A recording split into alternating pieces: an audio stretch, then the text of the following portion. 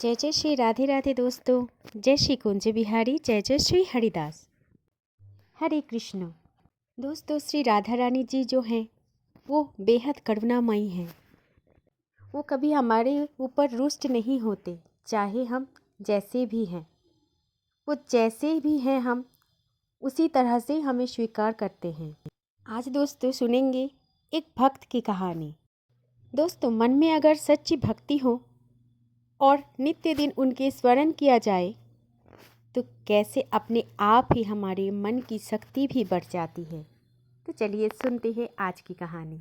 दोस्तों, इस कथा को सिर्फ कहानी मत समझिए, ये वास्तव में होता है। जो भी वृंदावन बरसाने में रहते हैं उनके साथ चमत्कार होते हैं। कभी अगर वृंदावन जाओगे, बरसाना जाओगे तो वहाँ के ब्रिजवासियों से पूछ लेना कि राधा रानी जी और कान्हा का करुणामय और कृपा क्या है। दोस्तों, बरसाने में एक दिन राधा रानी अपने सखियों के साथ बैठी हुई थी और तभी उनके कानों में आवाज़ आई, राधा राधा श्री किशोरी। फिर राधा रानी जी ने ये सोचने लगी कि कौन है ऐसा भक्त जो इतने प्रेम से मुझे बुला रही है। फिर राधा रानी जी ने ललिता जी से पूछा, ललिता सखी, ये कौन है जो इतने विरह भाव से मेरा नाम लेकर मुझे स्मरण कर रहे हैं। तब ललिता सखी ने कहा कि श्री जी, ये आपकी स्मृति में नहीं कर रहा है, ये व्यक्ति तो अपनी पत्नी को पुकार रहा है। उसकी पत्नी का नाम भी किशोरी है। उसके बाद ललिता सखी ने राधा रानी को उस व्यक्ति के बारे में विस्तृत बता रही थी। ये जो व्यक्ति अपनी पत्नी के विरह में बार बार किशोरी नाम का उच्चारण कर रहे थे, वो व्यक्ति असल में मथुरा में रहने वाला जगन्नाथ दास नामक एक व्यक्ति है। जो जगन्नाथ दास अपनी पत्नी किशोरी से अत्यधिक प्रेम करते थे। जगन्नाथ दास का अपनी पत्नी के प्रति इतना प्रेम था कि दिन रात बस किशोरी को देखने के बहाने ढूंढते रहते थे। जगन्नाथ दास मथुरा में एक दुकान पर काम करता। वो जब भी दुकान में काम करते रहते हुए वे बार बार कोई ना कोई बहाने से अपने घर चले जाते। कभी पानी लेने की बहाने, कभी औषधि लेने की बहाने, तो कभी कभी यूं ही कोई कारण के बिना ही घर चले जाते अपने पत्नी को देखने के लिए। एक दिन उन्होंने भोजन करने के बाद अपनी पत्नी को निहार कर दुकान लौटने का नाटक किया और जाते समय जानबूझकर जगन्नाथ दास अपनी दुकान का चाबी घर पर ही छोड़कर चला गया ताकि उस चाबी को लेने के बहाने वो फिर से अपना घर लौट सके। पर जब वो घर लौटे तब उन्होंने देखा कि उनकी पत्नी अचेत अवस्था में जमीन पर पड़ी हुई है। तभी जगन्नाथ दास तुरंत उसे गोद में उठाया और देखा कि वो अब इस संसार में नहीं रही। जिनके बिना वो एक क्षण भी नहीं रह सकता, तो उनके बिना पूरी जिंदगी कैसे रहेंगे। ये सोचकर जगन्नाथ दास बार बार दुखी हो रहा था। उनकी पत्नी की मृत्यु ने उन्हें गहरा शोक में डाल दिया था। 3 दिन तक अपनी पत्नी के शव सीने से लगाए बस विलाप करते रहे।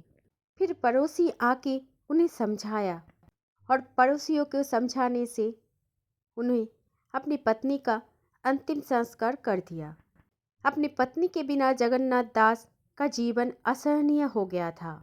इसीलिए वे नदी किनारे बैठकर बार बार पत्नी का नाम पुकारते रहते हैं।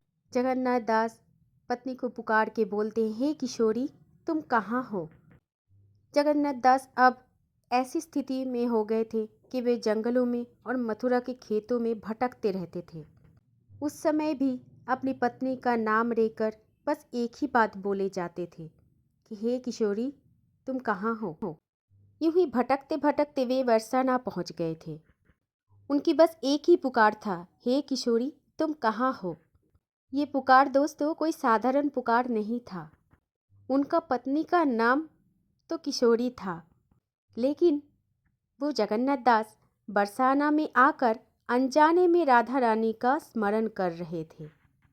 वो स्मरण उस समय भी था जिस समय हमारी राधा रानी अपने नित्य लीला में श्रृंगार कर रहे थे।